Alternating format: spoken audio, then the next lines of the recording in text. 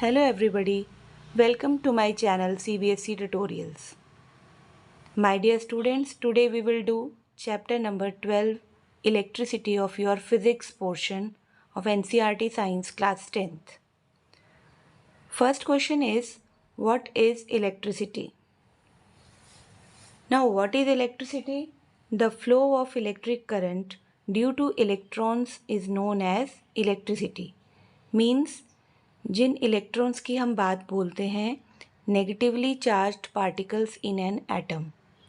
बेटा जब किसी कंडक्टर मैटर के बीच में ये इलेक्ट्रॉन्स जो नेगेटिवली चार्ज्ड हैं फ्लो करते हैं तो हम कहते हैं कि क्या हो रहा है, फ्लो ऑफ इलेक्ट्रिक करंट, और जिसकी वजह है इलेक्ट्रॉन्स। और इसी कंबाइंड स्टेटमेंट को flow of electric current due to electrons is known as electricity, जो आप अपने घरों में यूज़ करते हो for various purposes.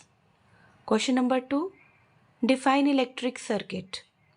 Electric circuit क्या है? ये जो इलेक्ट्रिसिटी है, फ्लो ऑफ इलेक्ट्रिक करंट, ये एक कंटिन्यूस एंड क्लोज्ड पाथ में होती है।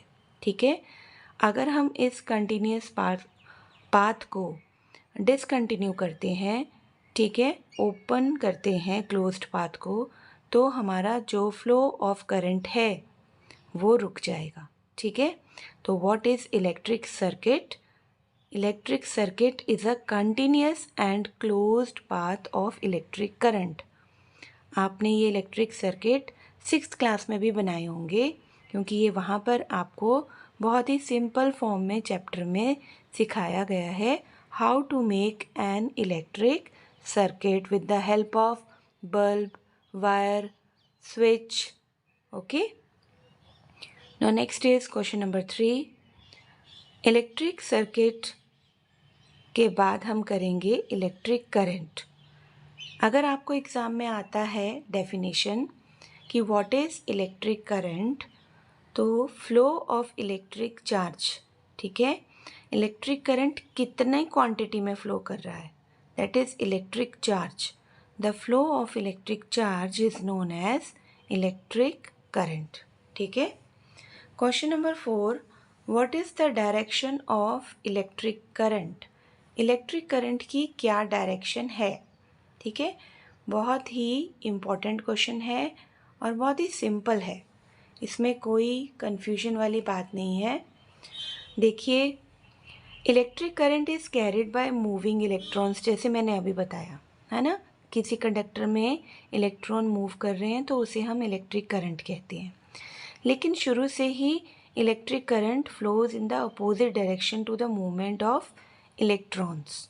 ठीक है, तो इलेक्ट्रिक करंट की बात पहले आई थी जब डिस्कवरी हुई थी इस चीज़ की, लेकिन जो इलेक्ट्रॉन्स हैं उनकी डिस्कवरी बाद में होने के कारण हम इसको बाय कन्वेंशन ऐसे लेते हैं, इस तरह से समझेंगे कि electric current movement of electron के अपोजिट में फ़्लो करता है एक सर्किट में। ठीक है, जहाँ पे आपकी मूवमेंट होगी है ना, जैसे नेगेटिव टू पॉजिटिव टर्मिनल जाते हैं हमारे इलेक्ट्रॉन्स, लेकिन करंट की डायरेक्शन क्या है, positive to negative terminal. Right, इस तरह से आपको ज़्यादा अच्छे से क्लियर हो जाएगा। Question number 5 is, how do we express और कैलकुलेट इलेक्ट्रिक करंट? हम इलेक्ट्रिक करंट को कैसे एक्सप्रेस करते हैं? तो उसका हमारे पास एक फॉर्मूला है। It is expressed by the amount of charge flowing through a particular area in unit time, यानी आई जिसकी वैल्यू है चार्ज अपॉन टी। अगर आपको करंट फाइंड आउट करना है तो कैसे फाइंड आउट करोगे, charge upon T, that is electric current is equal to charge upon time. Right, yes. Next question is, what is SI unit of electric charge? Electric charge की SI unit क्या है? तो हम बेटा जो electric charge है उसकी अगर हम एसआई यूनिट बोलें, जो कि स्टैंडर्ड इंटरनेशनल यूनिट होती है, दैट इज़ कूलम। ठीक है, जिसका सिंबल है C। Question number 7, 1 coulomb is equal to 6 into 10⁻18 electrons and 1 electron having 1.6 into 10⁻⁻19 coulomb. ये वैल्यूज़ आपको अपने फाइनल्स के लिए तैयार करनी है क्योंकि वहाँ 1 मार्क्स में इन्हें पूछा जाता है। Question number 8, what is the SI unit of electric current? Very simple and important, ampere. Question number 9, 1 ampere और the unit of current. 1 ampere is the flow of 1 coulomb of charge per second. यानी ampere क्या है? जो आपका electric charge flow कर रहा है circuit में अपॉन कितने टाइम में, ठीक है, पर second. Second is the SI unit of time. Okay, coulomb किसकी यूनिट है? चार्ज की, ठीक है, इलेक्ट्रिक चार्ज की SI यूनिट कूलम है। और टाइम की जो इलेक्ट्रिक बात कर रहे हैं SI यूनिट की, वो सेकेंड है। और करंट की हम क्या लिखते हैं? एम्पियर। तो कैसे आप डिफाइन करोगे? Ampere is the flow of 1 coulomb of charge per second, ठीक है, इसे भूलना नहीं है आपने। और सबसे इम्पॉर्टेंट बात, कई बार न्यूमेरिकल में आपको एम्पियर की जगह माइक्रो एम्पियर वैल्यू दी होती है, तो आपको मालूम होना चाहिए 1 micro ampere is equal to 10⁻³ amperes, right. Next is question number 10, name the instrument use to measure electric current in a circuit. एक सर्किट के अंदर आप इंस्ट्रूमेंट यूज़ कर रहे हो, क्यों कर रहे हो? ताकि आप इलेक्ट्रिक करंट को मेजर कर सको। तो वो हमारे पास इंस्ट्रूमेंट कौन सा है? एमीटर, ठीक है। एमीटर वो जो इंस्ट्रूमेंट है that is used always in series in a circuit. जैसे ये सर्किट है तो सीरीज़ में हम यूज़ करते हैं बिटवीन द 2 बैटरीज, और करंट की वैल्यू जो है वो सीरीज़ में आपको पता है सेम रहती है, ठीक है। तो करंट को मेजर करने के लिए एमीटर कैसे लगा होता है? सीरीज़ में, याद रखना है आपने। Question number 11, draw schematic diagram of N electric circuit. तो ये मैंने बनाया है इलेक्ट्रिक सर्किट का, सिंपल सा, आपको 2 मार्क्स में पूछ लिया जाता है। दिस इज़ पॉजिटिव टर्मिनल, यहाँ से करंट की डायरेक्शन देखिए, करंट फ्लो करेगा। हाँ, ये बल्ब का सिंबल है। देन दिस इज़ एमीटर जो करंट को मेजर करता है, और ये की है जो क्लोज्ड पाथ बनाती है। अगर हमने सर्किट को डिस्कनेक्ट करना है तो यहाँ स्विच होता है जिसे हम ऑफ़ कर देते हैं, या की होती है जिसे हम डिस्कनेक्ट कर देते हैं, और ये नेगेटिव टर्मिनल है, ठीक है। फ्लो ऑफ इलेक्ट्रॉन इस तरफ होगा और करंट का फ्लो इस तरफ होगा, पॉजिटिव टू नेगेटिव, ठीक है। Now after doing 11th question, आइए देखते हैं हमारा क्वेश्चन नंबर 12। ये क्वेश्चन बेटा मैंने आपकी NCERT बुक में से बनाए हैं, और कोई भी क्वेश्चन, कोई भी लाइन मिसिंग नहीं है आपके चैप्टर की। This is very very important video for all of you. Calculate the number of electrons constituting 1 coulomb of charge. आपको यहाँ बताना है कि कितने इलेक्ट्रॉन्स होते हैं 1 कूलम ऑफ चार्ज में। तो 1 इलेक्ट्रॉन का चार्ज आपको पता, मैंने पीछे बताया कितना है, 1.6 × 10⁻⁻19 कूलम। तो इतने जो इलेक्ट्रॉन का चार्ज है उसके अंदर 1 इलेक्ट्रॉन है। तो अगर हम 1 कूलम लेते हैं तो चार्ज कितना हो जाएगा 1 कूलम के अंदर? 1/1.6 × 10⁻⁻19 इलेक्ट्रॉन्स, जिसको सॉल्व करके आपके पास आ जाएगा 6 × 10⁻18। Therefore 6 × 10⁻18 electrons constituting 1 coulomb of charge, ठीक है। Question number 13, define electric potential. Electric potential क्या है? The amount of electric potential energy at a point is called electric potential. यानी एक पॉइंट पर कितना इलेक्ट्रिक पोटेंशियल एनर्जी इकट्ठी हुई है, that is known as electric potential. Now define potential difference. The difference in the amount of electric potential energy between 2 points. 2 points है conductor में, उनके बीच का जो डिफरेंस है, ठीक है, कि एक पॉइंट पे और दूसरे पॉइंट पे the amount of electric potential energy कितनी है, उसके डिफरेंस को हम कहते हैं इलेक्ट्रिक पोटेंशियल डिफरेंस। और it is known as voltage भी हम इसे कहते हैं, जिसे हम V सिंबल से डिनोट करते हैं। Voltage is equal to work done upon charge. V की वैल्यू कैसे निकालते हैं? W upon Q। W क्या है? वर्क डन, कितना काम हुआ है, अपॉन चार्ज, एक चार्ज को कैरी करने में from one point to next. No SI unit of voltage भी आपको एग्जाम में अगर पूछ ली जाए तो पोटेंशियल डिफरेंस, जिसे हम वोल्टेज कहते हैं, जिसे हम V से रिप्रेजेंट करते हैं, उसकी SI यूनिट क्या है बच्चे? Volt, right. Now next question, question number 15।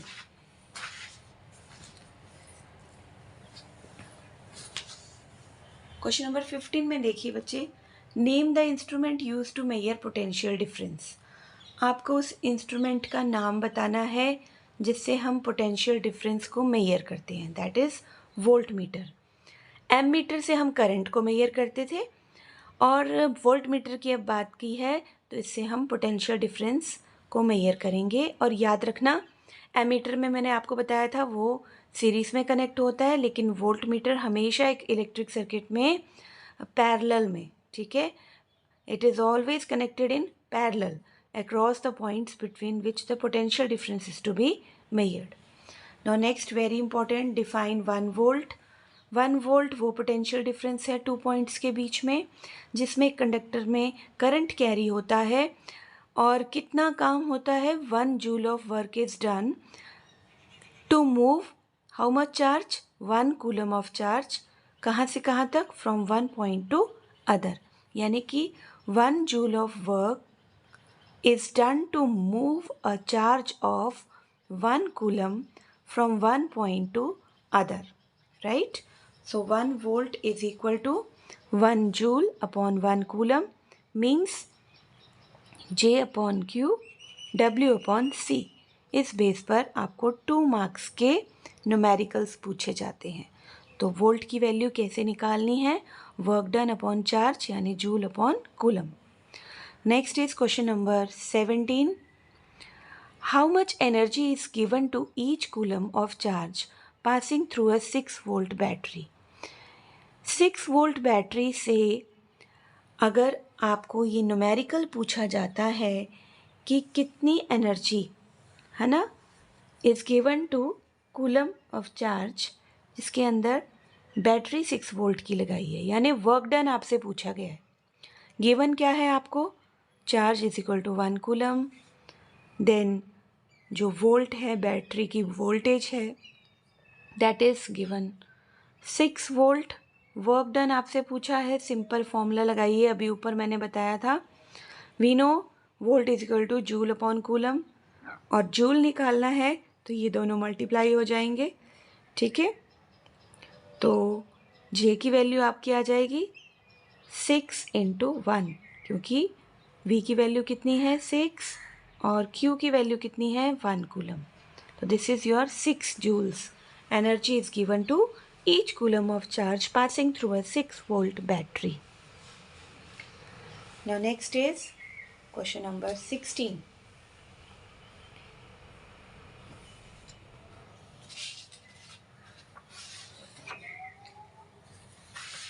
Sorry 18th question है ये। Define Ohm's law and derive an equation. ये इक्वेशन बेटा 3 मार्क्स में आपसे पूछी जाती है एग्ज़ाम में, वेरी इंपॉर्टेंट। दोनों इक्वेशंस करनी है आपने, ओम्स लॉ भी और जो पैरेलल और सीरीज़ की हम डिराइव करते हैं डेरिवेशन, वो भी आपने करनी है। तो सबसे पहले देखते हैं ओम्स लॉ क्या है। Let I be current flowing in a metallic wire. एक मेटेलिक वायर में आई जो सिंबल है करंट का फ्लो करता है, और उस मेटेलिक वायर का जो पोटेंशियल डिफरेंस V है वो किस तरह से ओम्स लॉ बताता है। The potential difference V across the ends of given metallic wire in an electric circuit is directly proportional to the current flowing through it. यानी सीधी सी बात है कि पोटेंशियल डिफरेंस किसके डायरेक्टली प्रोपोर्शनल है? करंट के। ये कौन बताता है हमें? Ohm's law. ठीक है, तो अगर हम वोल्टेज अपॉन आई करते हैं तो हमारे पास एक कांस्टेंट आता है जिसे हम कहते हैं आर। ठीक है, और आर जो है ये रेजिस्टेंस कहलाता है। Therefore voltage upon current is equal to R, V is equal to I R, और V is equal to I R जो है हमारा ओम्स लॉ है। यानी voltage is directly proportional to current and resistance in a conductor. Now R is a constant for given metallic wire or at a given temperature, constant temperature पर, that is called resistance. तो R की value कैसे find out करोगे? V upon I, voltage upon current. SI unit R की ओम है बेटा, और 1 ओम किसके बराबर है? हम यहाँ पर रेजिस्टेंस की यूनिट लिख रहे हैं SI 1 ओम। वोल्ट की आएगी 1 वोल्ट एंड करंट की आएगी 1 एम्पियर। ठीक है, तो this is the SI unit of resistance, voltage and current. तो this is your Ohm's law. इस तरह से आपने एग्जाम में उसको फुल डेरिवेशन करनी है, कोई भी लाइन मिसिंग नहीं करनी है। Next is question number 19। Derive rheostat, sorry define rheostat. Rheostat क्या होता है बेटा? And what is variable resistance किसको बोलते हैं? या कोई डिवाइस बताइए, है ना, which is use to regulate current, तो वो है रियोस्टैट। तो इस तरह से आंसर इसका अटैम्प्ट करोगे। A device use to regulate current without changing the voltage.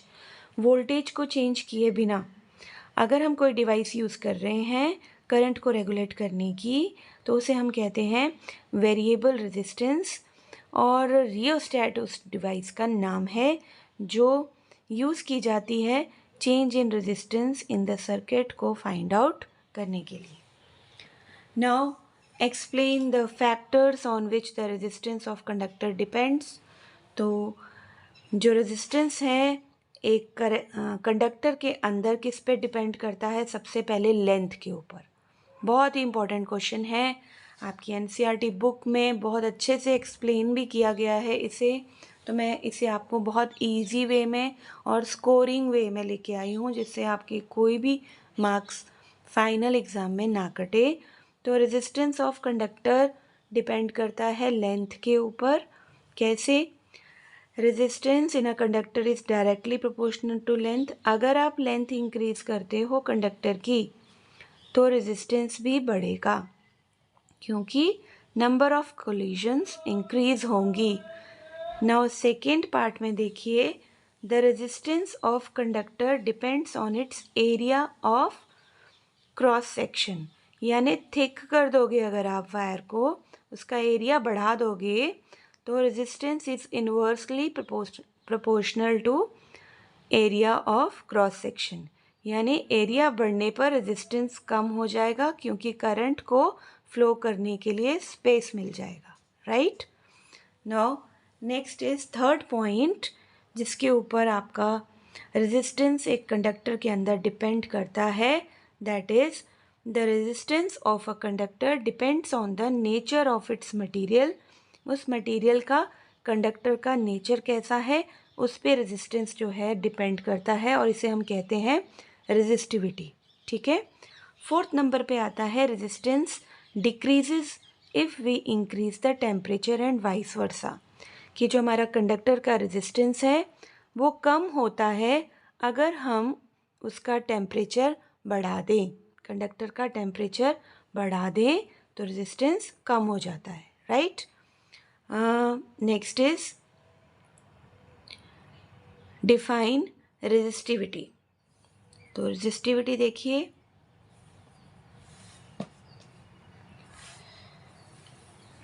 The resistivity, what is its SI unit? Here R is equal to rho L upon A, यानी constant of proportionality is rho, electrical resistivity।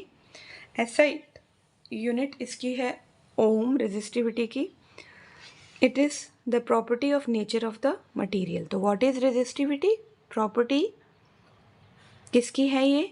Material की, कि material का nature कैसा है, ठीक है, उसकी conductivity power कितनी है, तो उसको हम कहते हैं रेजिस्टिविटी। और इसकी एसआई यूनिट है रो, जिसे हम बोलते हैं, और इसको निकालने का फॉर्मूला क्या है? रो एल अपॉन ए, ठीक है। तो कांस्टेंट ऑफ प्रोपोर्शनैलिटी भी कहा जाता है इसे। तो अगर एसआई यूनिट आती है आपको रेजिस्टिविटी की, तो आप क्या लिखोगे? ओम मीटर। याद रखिए रेजिस्टेंस की सिर्फ ओम है और रेजिस्टिविटी की ohm metre, right.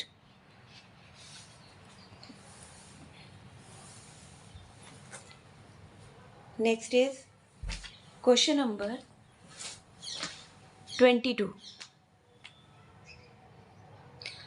Y metals in alloys are good conductors of electricity? क्योंकि इनकी लो रेजिस्टिविटी होती है 10⁻⁻8 ओम मीटर से लेके 10⁻⁻6 ओम मीटर। तो कम रेजिस्टिविटी होने के कारण मेटल्स और जो अलॉयज हैं they are good conductor of electricity, ठीक है। Question number 23. वाई इंसुलेटर्स जैसे रबर है, ग्लास है, बैड कंडक्टर क्यों होते हैं? क्योंकि इनकी रेजिस्टिविटी बहुत ज़्यादा होती है 10⁻12 टू 10⁻17 ओम मीटर। तो ये वैल्यूज़ आपको याद करनी है आंसर अटेम्प्ट करने के लिए। जो question number 24. Are the resistance and resistivity of a material vary with the temperature? If yes how? तो यहाँ पे देखिए, पीछे मैंने आपको बताया था, एक छोटी सी करेक्शन है यहाँ पे। Yes, both varies because with increasing temperature resistance wire का इंक्रीज करता है क्योंकि कोलिजन्स बढ़ते हैं। तो पीछे मैंने आपको बताया था ना एक फैक्टर, उसमें आप करेक्ट करोगे कि रेजिस्टेंस इंक्रीज होता है टेम्परेचर के इंक्रीज होने पे क्योंकि नंबर ऑफ़ कोलिजन्स बढ़ जाती हैं। वहाँ शायद मैंने आपको डिक्रीज लिखवाया है बाय मिस्टेक, तो उसे आप प्लीज़ मुझे माफ़ कीजिए और उसे करेक्ट कीजिए, okay. The flow of current similarly in metal conductors when the temperature increases. Metals में भी टेम्परेचर जब बढ़ता है आयन कोर्स मेटल वाइब्रेट करती हैं मेटल में लार्जर एम्पलीट्यूड के साथ, और जो कि हिंडर करता है, रुकावट बनता है, स्टॉप करता है फ्लो ऑफ इलेक्ट्रॉन्स को collision, and the resistivity increases. तो दोनों ही रेजिस्टेंस और रेजिस्टिविटी इंक्रीज करेंगी टेम्परेचर इंक्रीज करने पर, okay. Question number 25. Why alloys are common used in electrical heating devices like electric iron toasters? यानी कि अलॉयज को हम क्यों कॉमनली यूज़ करते हैं इलेक्ट्रिकल हीटिंग डिवाइसेस में, जैसे कि इलेक्ट्रिक आयरन या फिर टोस्टर्स?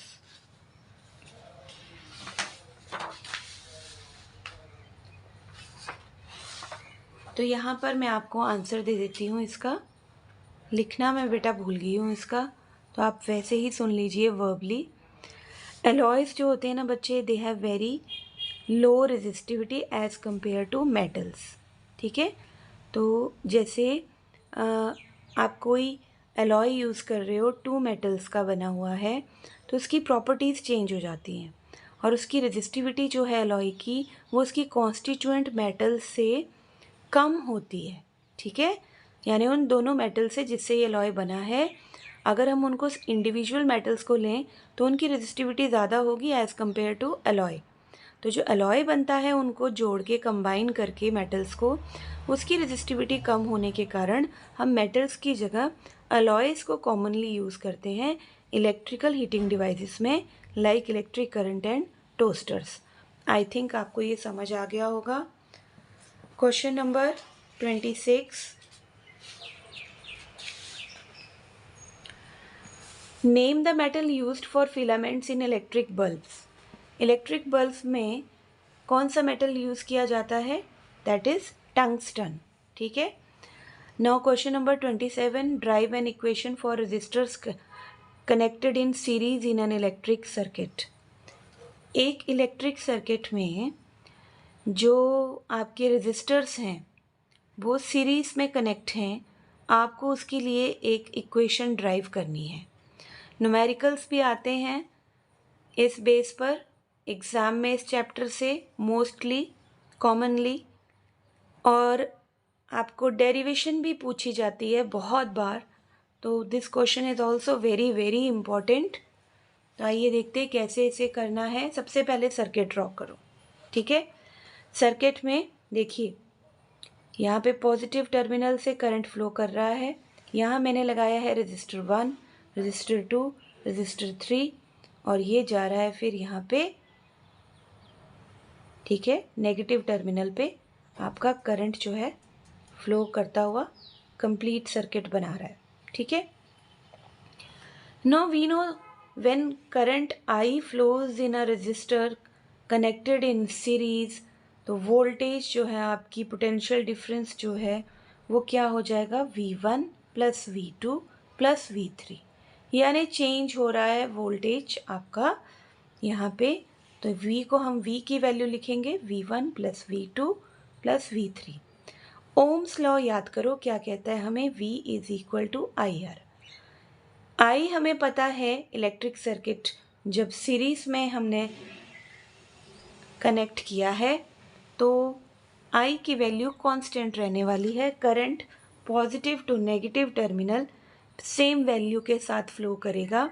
तो यहाँ I कांस्टेंट होने के कारण रेजिस्टर्स का जो रेजिस्टेंस है that is R1, R2, R3, then V1 is equal to IR1 according to Ohm's law, V2 is equal to IR2 according to Ohm's law, V3 is equal to IR3 according to Ohm's law। तो V की value जो collective हमारे पास potential difference है वो क्या आ जाएगी, I को हम बाहर ले लेंगे क्योंकि ये कांस्टेंट है, R1 plus R2 plus R3, यानी कि इक्विवेलेंट रेजिस्टेंस क्या आया हमारे पास, तीनों रेजिस्टर्स का सम। Therefore, when resistors connected in series, the equivalent resistance is equal to the resistance of the 3 resistors। तो बहुत ही सिंपल वे में मैंने आपको ये डेरिवेशन समझाई है। I hope it is fruitful for all of you.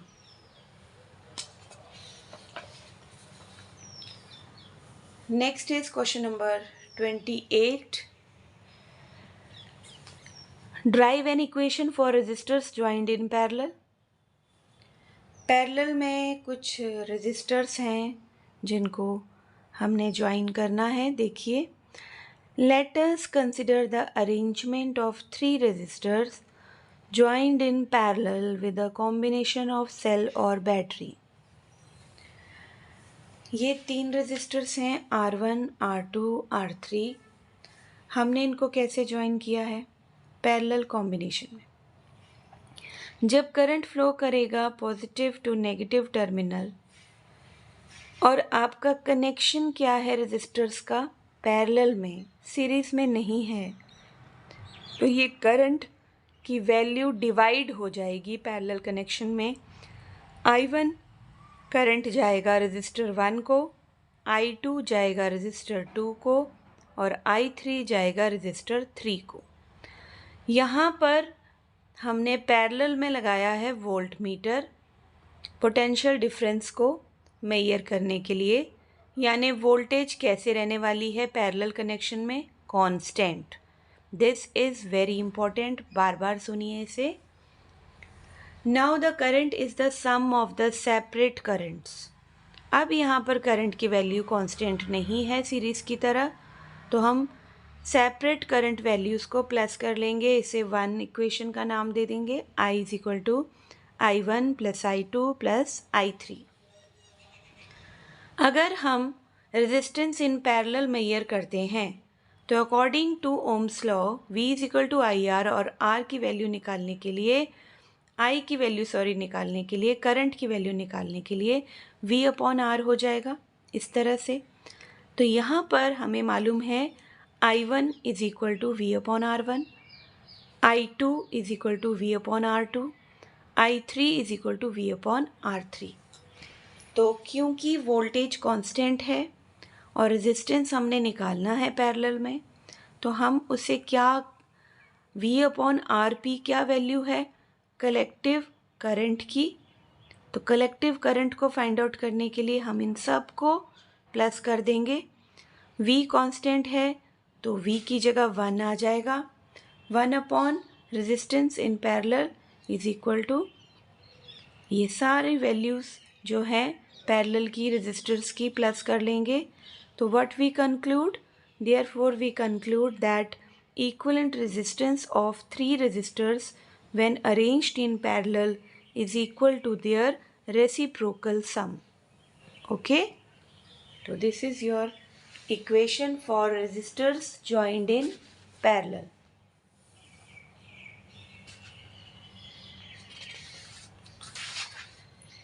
Now next question is question number 29. What are the disadvantages of connect various appliances like bulb, electric heater in series? क्या क्या disadvantages हैं अगर आप इन सबको, bulb को, electric heater को एक series में ज्वाइन कर दोगे तो? ठीक है, यानी सीरीज़ वाले कनेक्शन में आप अपने घर की सारी अप्लायंसेस को, जैसे आपके घर में बल्ब है, फ्रिज है, हीटर है, गीज़र है, टोस्टर है, इन सारों को आप, फैंस को अगर आप एक सीरीज़ में कनेक्ट करते हो तो क्या नुकसान हो सकते हैं? Very important. नंबर 1, जितने भी आपने एप्लियंसेस करंट के लगाए हैं ना, अलग अलग वैल्यूज़ चाहिए जिनको, वो प्रॉपरली ऑपरेट करेंगे जब, वहाँ पे एक प्रॉब्लम आने वाली है। जो सीरीज़ का कनेक्शन है वो उनको सेम और कांस्टेंट वैल्यू देगा करंट की, क्योंकि सीरीज़ में करंट सेम होता है। तो अगर हमें डिफरेंट वैल्यूज़ चाहिए करंट की तो वो हमें सीरीज़ में नहीं मिलेंगी। सेकेंड नंबर पे, अगर एक कंपोनेंट फेल हो जाता है सीरीज़ में तो सर्किट टूट जाता है बच्चे। Circuit is broken and none of the component work. Rest of the components devices वो भी काम नहीं करते क्योंकि करंट की सप्लाई जो है वो डिसकंटिन्यू हो जाती है। तो आई होप ये 2 आप याद रखोगे, disadvantages of connecting various appliances in a series. Next question number 30.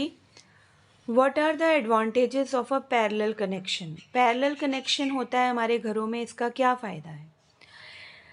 It divides the current through the electrical gadgets. में करंट डिवाइड हो जाता है क्योंकि अभी हमने पैरेलल की वो कनेक्शन की डेरिवेशन भी की है, वहाँ पे I1, I2, I3 डिवाइड हो रहा है करंट। इससे क्या फ़ायदा है? अलग अलग इलेक्ट्रिकल गैजेट्स को उनके अकॉर्डिंग करंट मिल गया। नंबर 2, जो टोटल रेजिस्टेंस है पैरेलल सर्किट में वो कम हो जाता है क्योंकि दिस इज़ हेल्पफुल, 1/R करते हैं ना हम, तो रेजिस्टेंस कम हो जाता है। और different resistance require different current to operate properly. और पैरेलल कनेक्शन में एक सबसे बड़ा थर्ड पॉइंट जो मैं लिखना भूल गई हूँ वो ये है कि आपका अगर एक डिवाइस एक जगह से ब्रेक होता है सर्किट, तो आपके दूसरे डिवाइसेस जो पैरेलल में कनेक्टेड हैं उन पे इफ़ेक्ट नहीं पड़ता, they will work as they are. ठीक है, इसलिए हम डोमेस्टिक जो हमारे सर्किट्स हैं वो कैसे कनेक्शन में होते हैं? पैरेलल में। ठीक है, आई होप आपको क्वेश्चन नंबर 30 क्लियर हो गया होगा। Next is question number 31। देखिए क्वेश्चन नंबर 31 में define heating effect of electric current. Electric current का हीटिंग इफेक्ट यहाँ पर आपको डिफाइन करना है। हमें मालूम है if the electric circuit is purely resistive, तो वहाँ पे रेजिस्टर्स ओनली कनेक्ट हैं एक बैटरी के साथ जहाँ पे सोर्स ऑफ एनर्जी उनको मिल रहा है, और ये सोर्स ऑफ एनर्जी जो है वो ज़्यादा किस में जा रहा है? Entirely in the form of heat. तो अगर हमारा इलेक्ट्रिक करंट हीट प्रोड्यूस कर रहा है तो इस प्रॉपर्टी को हम कहते हैं heating effect of electric current. Next, अगर आपको एग्ज़ाम में डेरिवेशन आती है, इक्वेशन आती है, एक्सप्रेशन ड्राइव करने को आता है heating effect of electric current का, तो बहुत ही सिंपल कर दिया मैंने आपके लिए यहाँ पे, जो बुक में थोड़ा सा कॉम्प्लिकेटेड दिया हुआ है। कैसे? Consider a current I flowing through a resistor जिसका रेजिस्टेंस है R। ठीक है, ये भी क्वेश्चन की फॉर्म में आ सकता है, ऐसे भी पूछा जा सकता है heating effect of electric current, या एक्सप्लेन करो जूल्स लॉ ऑफ हीटिंग, ऐसे भी आ सकता है। तो मैंने 3 तरह से आपको ये क्वेश्चन बता दिया जो एग्ज़ाम में आपसे पूछा जा सकता है। Let the potential difference be V। मान लीजिए पोटेंशियल डिफरेंस क्या है V। कितने टाइम में, T टाइम में फ्लो कर रहा है चार्ज Q। तो पावर इनपुट, जो हम पावर देंगे सर्किट को, उसको हम कैसे लिखेंगे, P is equal to V Q upon T। क्यों लिखेंगे Q अपॉन T? क्योंकि इसकी वैल्यू क्या है Q अपॉन T की, I करंट। ठीक है, करंट क्या होता है, चार्ज पर यूनिट टाइम। तो हम ये I की वैल्यू यहाँ पुट करेंगे तो हमारे पास इक्वेशन फर्स्ट आ जाएगी P is equal to V into I. इसे हम फर्स्ट ले लेंगे। अगर हम एनर्जी सप्लाई कर रहे हैं सर्किट को तो पावर मल्टीप्लाई हो जाएगी टाइम के साथ। अब हम इसकी value power into time first equation में डालेंगे तो हमारे पास क्या आ जाएगा, H is equal to VIT। क्योंकि अब ये पावर नहीं रही, टाइम के साथ मल्टीप्लाई होकर क्या बन गई, एनर्जी। ठीक है, एनर्जी कैसी, हीट एनर्जी की फॉर्म में है तो H लिखेंगे। तो H is equal to VIT, यानी potential difference multiplied by current multiplied by time. आगे हम अप्लाई करेंगे ओम्स लॉ। तो देखो ओम्स लॉ में we know V is equal to IR। तो putting the value of equation 4 in 3 we get H is equal to IR/IT, यानी कि I²RT, जिसको हम बोलते हैं Joule's law of heating. Next, Joule's law of heating को अगर आपको अलग से अच्छे से अटेम्प्ट करना है तो सबसे पहले आप इक्वेशन लिखेंगे जूल्स लॉ ऑफ हीटिंग की, H is equal to I²RT, जिसे हम कहते हैं Joule's law of heating. It states, क्या स्टेट करता है कि हीट जो प्रोड्यूस हो रही है रेजिस्टर के अंदर, that is directly proportional to the square of given current, या directly proportional to the given resistance, देख लो, and directly proportional to the time, यानी हीट, करंट, रेजिस्टेंस और टाइम के डायरेक्टली प्रोपोर्शनल है। तो इस तरह से आप जूल्स लॉ ऑफ हीटिंग को, फॉर्मूले को एक्सप्लेन कर सकते हो। तो next question is question number 34। Name some devices used based on Joule's heating. तो वो डिवाइसेस आपके घरों में हैं जो जूल्स हीटिंग इफेक्ट लॉ पे बेस्ड हैं, जैसे आपका electric toaster, electric oven, electric kettle और इलेक्ट्रिक हीटर। इस तरह से आप और भी एग्जाम्पल दे सकते हो। Next 35th question, explain heating effect of electric current in case of bulb. Bulb के केस में फिलामेंट हम टंगस्टन का बना हुआ यूज़ करते हैं। फिलामेंट बहुत ही ज़्यादा गर्म हो जाता है और फिर वो लाइट एमिट करता है, ग्लो करता है। टंगस्टन को हम इसलिए यूज़ करते हैं फिलामेंट के रूप में क्योंकि इसमें 3380 डिग्री सेल्सियस का मेल्टिंग पॉइंट है इसका। This value is very important, इसे लर्न कर लीजिए। बल्ब के अंदर इनएक्टिव नाइट्रोजन या आर्गन गैसेस यूज़ करते हैं ताकि वो रिएक्ट ना करें। ज़्यादा पावर कंज्यूम करता है फिलामेंट, ज़्यादा हीट की फॉर्म में इलेक्ट्रिसिटी डिसिपेट होती है। छोटा सा पार्ट ही होता है इलेक्ट्रिक करंट का जो हमें लाइट देता है। तो ये मैंने आपको एक्सप्लेन किया कि बल्ब के अंदर हीटिंग इफेक्ट इलेक्ट्रिक करंट का किस तरह से होता है। Next is question number 36। What is a fuse? Fuse क्या है? Very important question. अगेन आप 10 ईयर्स उठा लीजिए, प्रीवियस ईयर के क्वेश्चन पेपर्स उठाओ तो आपको ये क्वेश्चन वहाँ पे मिल जाएगा। It's very very important. What is a fuse? How it is placed in a circuit, how it protects electric circuits.